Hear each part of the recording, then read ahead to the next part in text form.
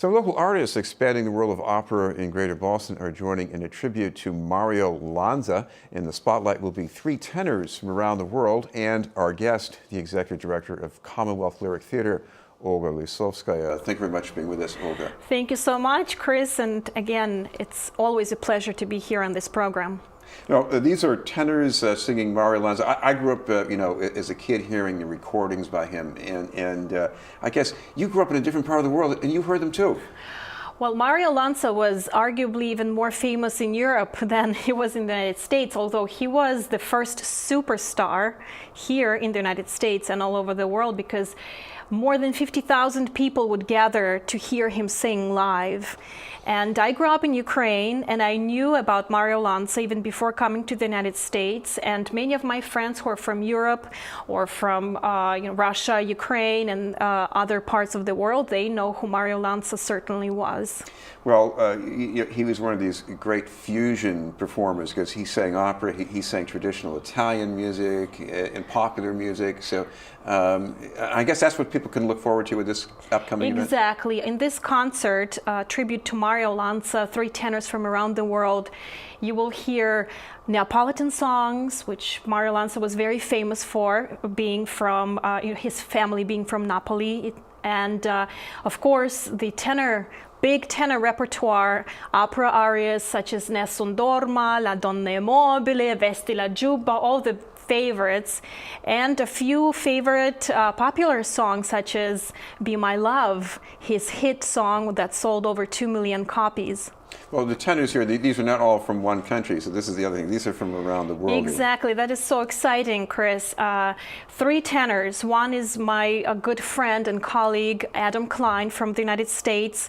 You saw him and heard him as Vaudémont in Commonwealth Lyric Theater's production of Violanta 4 years ago. And then, of course, he's a soloist with the Metropolitan Opera, and he sang a wide range of repertoire, ranging from Verismo opera to even Wagner. He was featured on HD telecast from the Metropolitan Opera in Wagner's opera, and he's a great musician. And of course, Raoul Mello is one of my favorite voices. If you close your eyes, you will think that you're hearing Pavarotti. He's from Cuba, and he is also from the Metropolitan Opera, and he's sung with the greats such as Anna Netrebko, and he's done many roles at the Met and all over the world. And last but not least, the youngest of the three is Benjamin Sloman from Australia. He's probably in his 30s, although I don't know. He never told me his age. Has two little kids, and very lovely young man with a gorgeous voice, very large and powerful and luscious voice. And he sings some of the heavier tenor repertoire as well. And we're going to hear a little excerpt from one of their previous performances.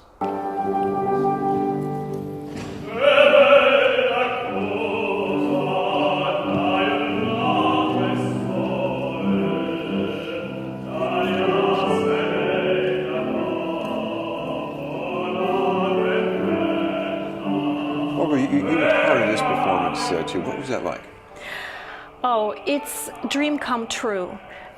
It's always great for singers, any singers, to perform their favorite repertoire, but also on top of that to perform with such wonderful musicians and professionals. As I mentioned, Adam Klein being my friend and colleague, but he's also a composer. And singing with him is a thrill because, for example, we're doing a duet from Rigoletto, Duke and Gilda duet. And I've listened to probably maybe over 20 interpretations by all the greats. Not a single one, at least I have not found so far, sings the cadenza the way Verdi wrote, that beautiful long cadenza. And Adam Klein said, Olga, let's go for it, because we both can pull it off. And I can tell you, it's always a thrill to finish that cadenza and we feel this, yes, we did it, because it's a long cadenza, it's a cappella, and it's two singers singing together, very tight harmonies, changing keys. And Adam Klein, he is such a great musician. He's able to finesse his voice, to adjust to my voice, and a lot of nuance going on. And Raul Melo, I'm doing a duet with him from Elixir d'Amore, and he's probably one of the best namorinos I've ever sung with. First of all, the voice, again, incredible voice. You're talking about two different kinds of singing here, like, because with opera, everything is very specified and difficult. And then you have the other kind of singing, the popular singing. Exactly. But you don't do that well. I mean, what's the difference? Well, first of all, you have to be still a great musician. You have to feel the music, and also you have to have the freedom, the technical freedom to express yourselves. And these three tenors, they definitely are on the top of their game. And when they sing the Neapolitan songs, even O Sole Mio or Santa Lucia or many other ones, they sound effortless. And it's not because it's an easy song. No, Neapolitan songs are actually very difficult. They're bel canto songs, but they sound so beautiful and so in style. Neapolitan style. By the way, these tenors are also great with language. They know Italian, and they know the different dialects of Italian. So when they sing in Italian, you think they're native speakers. And then, of course, Be My Love.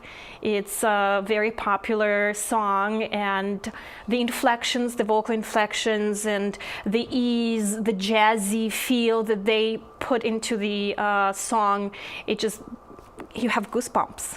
Well, I know you usually are on our show talking about Russian opera, at least Russian language, although sometimes Ukrainian. But this is a population. A lot of people say, "What's that got to do with Italian opera?" And yet, I think of all these Russian composers, I think they had a kind of a bias in favor of the Italians. Yes, I'm from Ukraine, and I feel a very close connection to the Italian culture. Probably it's the passionate nature. Ukrainians are southern nation, and also Russians, they are very passionate in nature, and Italians,